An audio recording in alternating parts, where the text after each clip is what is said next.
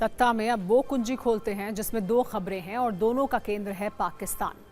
पहली खबर में उसका सिंधु वाला दर्द है, जिसे लेकर पाकिस्तान में मंत्री से नेता तक बुरी तरह बौखलाए हुए हैं।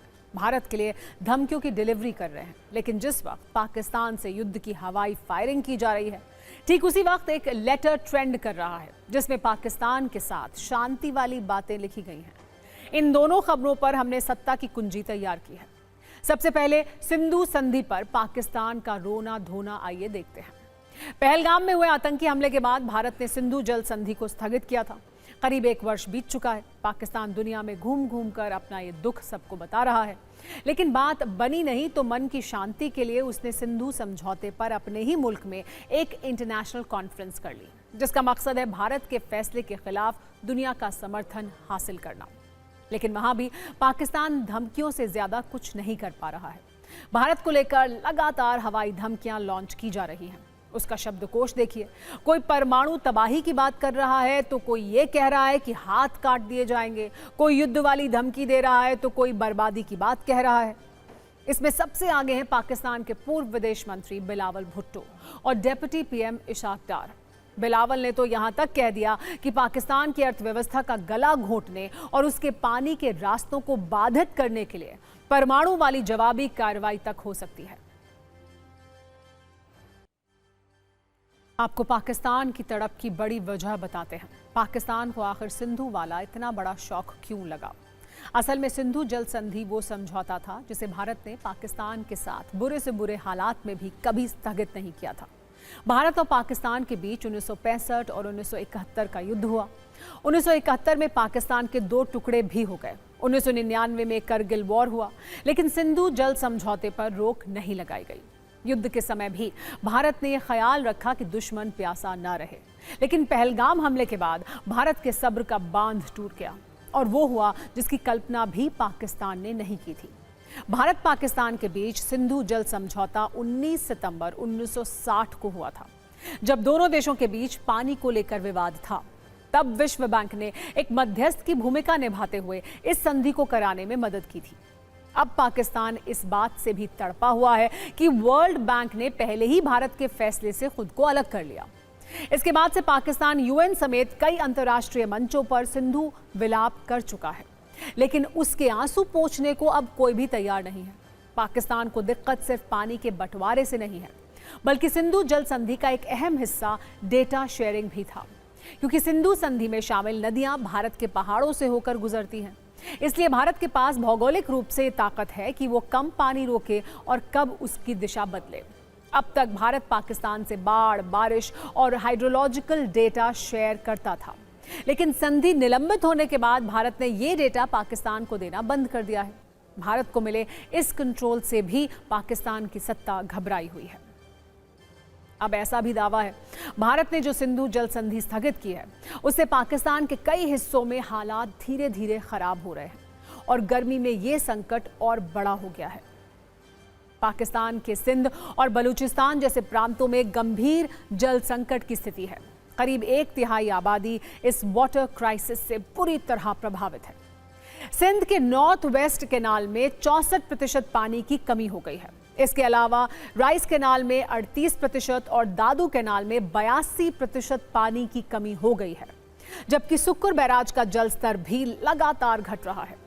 जैसे जैसे जल संकट बढ़ रहा है, पाकिस्तानियों में बेचैनी भी बढ़ रही है। युद्ध वाले तेवर भी इसी का नतीजा है। वैसे जहां एक ओर पाकिस्तान के युद्ध वाले तेवर सामने आ रहे हैं, तो दूसरी ओर भारत पाकिस्तान के बीच रिश्ते बेहतर करने के लिए शांति के कबूतर भी उड़ाए गए हैं। भारत पाकिस्तान के बीच खड़ी दुश्मनी की दीवार को गिराने के लिए लेटर लिखा गया है। ये चिट्ठी भारत के प्रधानमंत्री नरेंद्र मोदी और पाकिस्तान के पीएम शहबाज शरीफ को भेजी गई है।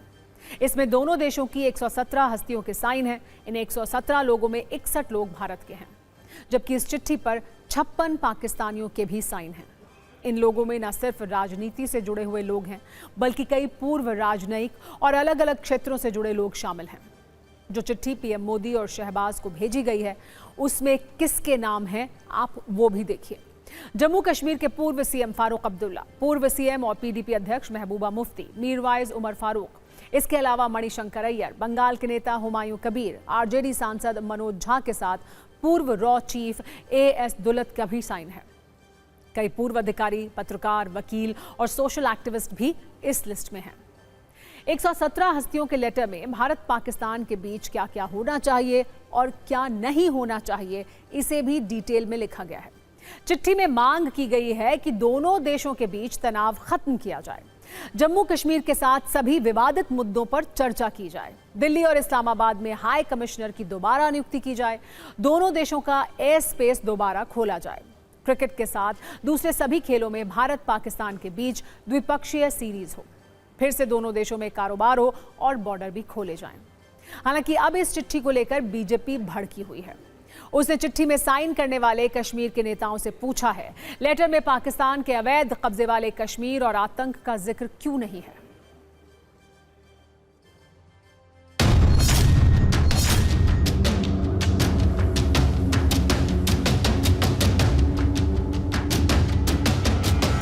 जम्मू कश्मीर की भी एक स्ट्रेटेजिक, एक ज्योग्राफिकल पोजीशन है, मगर चूंकि ये कॉन्फ्लिक्ट में फंसा है दो मुल्कों के बीच में, हमारे मुल्क इंडिया और पाकिस्तान के बीच में, उसकी वजह से हालात हमारे दिन ब दिन ख़राब होते जा रहे हैं। जो जम्मू कश्मीर जंग का अखाड़ा बन चुका है, इसको अमन का पुल बनना चाहिए, दो मुल्कों के दरमियान आवाजावी होनी चाहिए। 2 महीने से पूरे POK के अंदर राशन, पानी, बिजली और दवाइयाँ सब सप्लाई ठप कर दी गई है। हाहाकार मचा हुआ है। महबूबा मुफ्ती साहिबा POK के हालात के ऊपर चिट्ठी क्यों नहीं लिख रही? People to people content, music, literature, cartoon, ये जो एक पार्टीशन के वक्त से जो चीज थी, उसको अगर हम थोड़ा ईज करें, बहाल करें, इसकी हमने उम्मीद की है दोनों सदर से। ये पाकिस्तान की जो तर्जुमानी बार बार करते हैं, ये इनको महंगा पड़ेगा और इस वक्त इसकी कोई डिमांड नहीं होनी चाहिए, नहीं इनका डोमेन है, नहीं इनका अधिकार क्षेत्र है। ये भारत सरकार का है और संवैधानिक संस्थाओं का है। बड़ी अच्छी बात है अगर हिंदुस्तान पाकिस्तान के दरमियान ताल्लुकात ठीक हो जाते हैं। जम्मू कश्मीर तो बिगेस्ट बेनिफिशियरी है, जम्मू कश्मीर के लोग उसका बिगेस्ट बेनिफिशियरी है। दोनों देशों के PM को लिखी गई इस चिट्ठी पर बड़ा विमर्श हो रहा है। इसमें बहुत चिंगारियां भी हैं। वैसे नजरिया ये है कि इस चिट्ठी में शांति और बेहतर रिश्तों के साथ साथ कुछ और भी लिखा जाना चाहिए था। इसमें यह भी लिखना चाहिए था कि समय समय पर पाकिस्तान की तरफ से होने वाले आतंकी हमले बंद हो, पाकिस्तान आतंक को स्पॉन्सर करना बंद करे, पहलगाम जैसे आतंकी हमले दोबारा ना हो, मुंबई हमले से लेकर पहलगाम आतंकी हमले तक के दोषियों को सजा मिले, पाकिस्तान में छिपे भारत के मोस्ट वांटेड भी उसे सौंपे जाएं, ये लिखा होना चाहिए था। लेकिन नावाई की इस लेटर में एक बार भी ऐसे शब्दों का जिक्र नहीं किया गया है, जिसे लेकर सवाल अब उठ रहे हैं।